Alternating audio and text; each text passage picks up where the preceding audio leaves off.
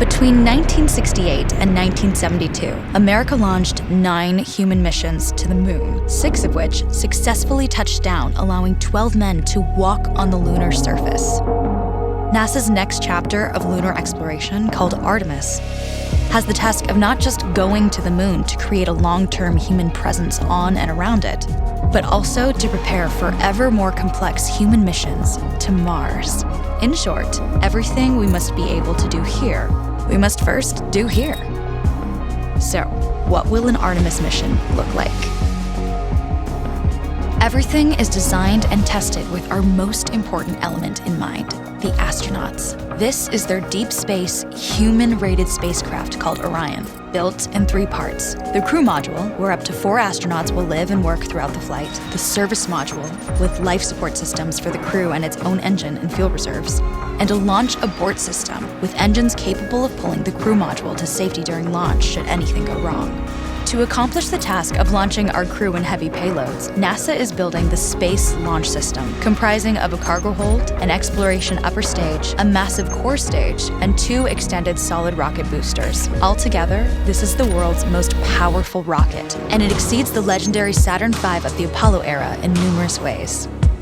Sitting on the launch pad, the entire rocket, fully fueled, weighs just over 6 million pounds, 5.2 million of which is just the fuel.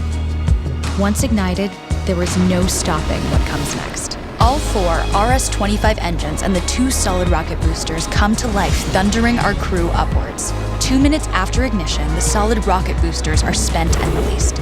8 minutes after launch, the core stage is depleted and separated. The upper stage fires briefly, placing Orion into a parking orbit around the Earth.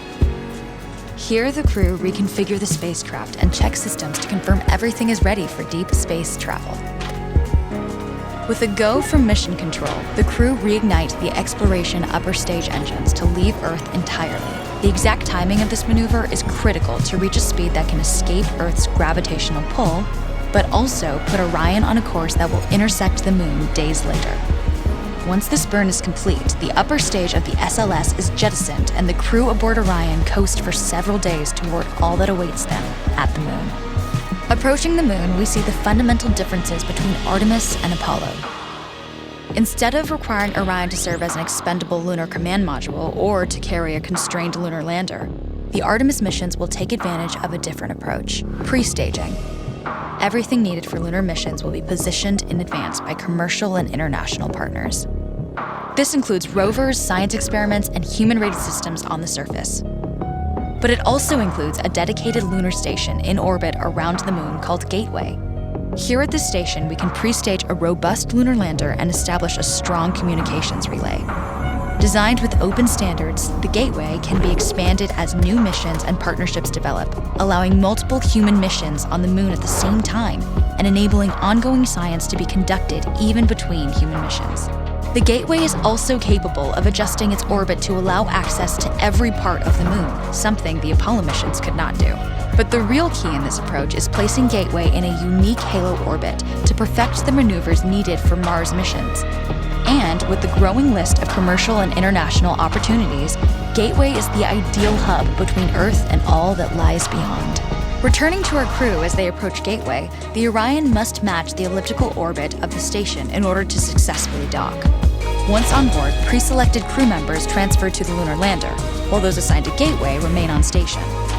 The lunar lander system itself is built for 3 unique steps: descending from the halo orbit of Gateway down to a low lunar orbit, descending from low lunar orbit to the surface, and once the lunar mission is complete, launching from the surface of the moon and ascending all the way back to the orbiting Gateway.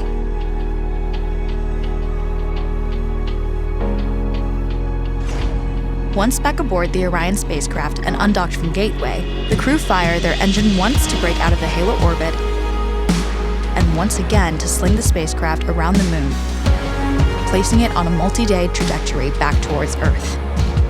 As they near the end of this journey, the service module is released, and the crew module is oriented heat shield first.